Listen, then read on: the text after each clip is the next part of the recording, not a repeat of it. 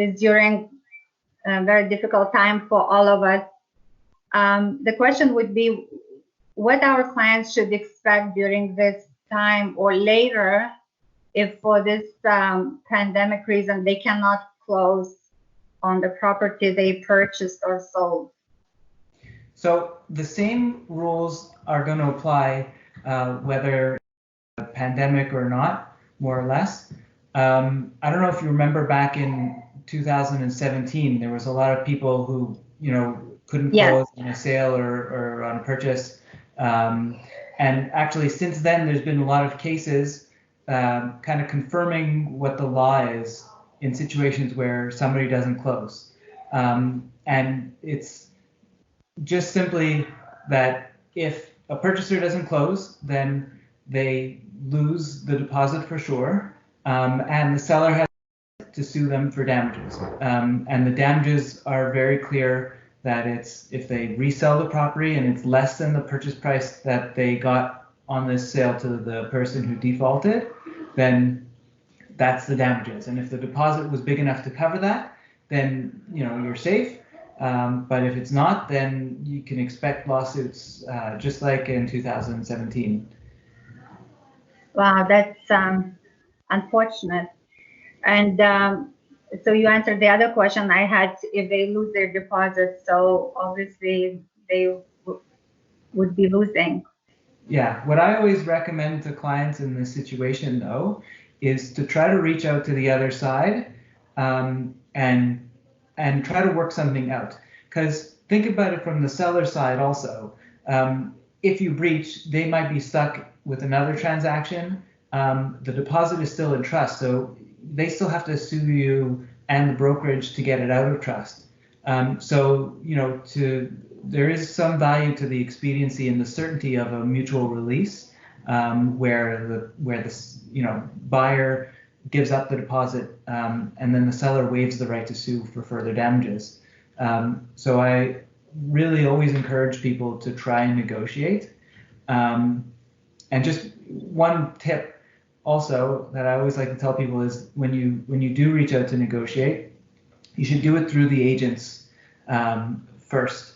I find when lawyers negotiate, we kind of have to take positions. And our legal position on a sale is you got to close or we'll sue you. And some lawyers are more open to negotiating, but that's the technical legal position that a lawyer has to take. So to negotiate without prejudice, without prejudicing their client is not something that lawyers always do very effectively. So agents are in a better position to do that. I see. Okay, that's a good advice. Thank you. And would you recommend any extra clauses to use to protect the client if let's say I have to do an offer today, tomorrow, or this week? Yeah, absolutely. Actually, I have a few that I've been sending out to agents.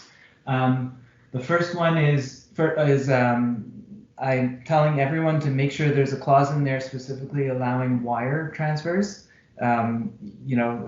Sometimes people leave that out of the Schedule A, but these days with bank closures, branches closing, reduced hours, you want to be able to send a wire at 5 o'clock to close your deal. So that's one. Another clause that I've been adding is that people can sign the documents electronically there's an Electronic Commerce Act. So, you can't get the lawyer on the other side saying, no, the agreement says I need ink. And, you try to talk them into it. It says the agreement, in the agreement, everyone agrees to it. So that's definitely a useful clause to add. Another one is keys. So one of the big logistical issues that we're having in the last few weeks, and just to give you a bit of background, we've become a virtual law firm now. Everything we're doing is remote, and the usual way that we handle keys is on the sales side. We give our clients a lockbox. They put the lockbox on the door, and then we release the lockbox code to the buyer. We're not meeting our sellers, So we can't do that. And similarly, our purchasers, we don't want them coming to the office to pick up keys that are couriered. We don't even know if we're going to be allowed to keep our offices open. So with a receptionist. So it's important to think through the key scenario and talk it through when you're signing your documents, like your purchase documents. I would say lock boxes are the best option, and maybe a holdback of like $400 actually built into the agreement with specific terms of its release. So like you can say if the lockbox code isn't provided by 6 o'clock on closing day, then the buyer gets the $400 holdback and they can go hire a locksmith. So that's also a useful one.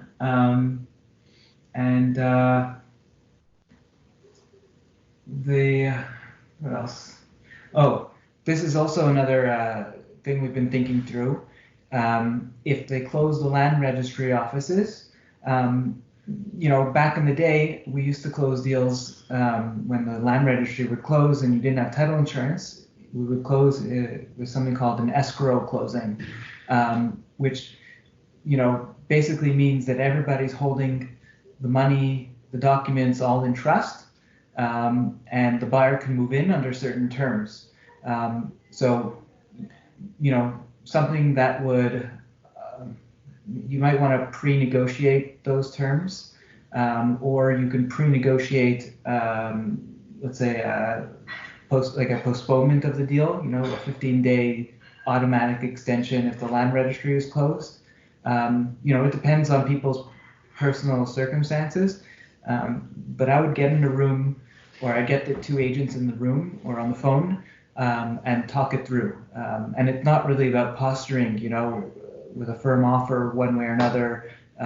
It's really being pragmatic. Like nobody wins if one person can't close. So there's no downside to just thinking through the scenarios and making sure that it's a smooth closing. Mm-hmm. Thank you so much. It's very helpful.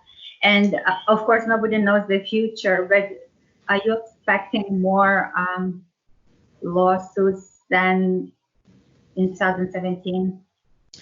I would say it would probably be similar to 2017. I mean, we saw a lot of deals go sideways back then, and not a lot of them failed. They all just needed to be stick-handled and negotiated.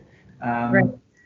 I wonder if now people will actually end up killing their deals more, and if that'll lead to lawsuits. I think one of the big differences between then and now is back then people couldn't believe that their house was worth less from one day to the other. Whereas now I think people kind of get what's going on, and I think can accept it a little bit better. So that might lead to less lawsuits and more settlements. I see.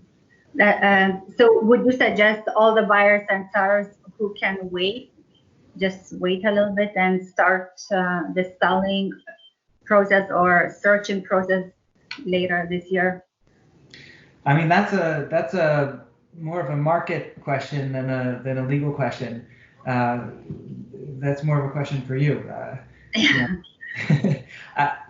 There's definitely, from people I've spoken to, going to be opportunities, for lower prices, people who get stuck, who don't want to hold on and want a quick closing. It might be worthwhile for them to sell now for less.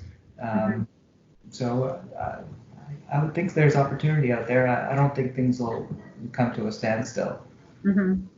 Okay. I'm glad that you are just one call away and you are open and you have these video calls with clients. And thank you so much for taking this time and answering my question.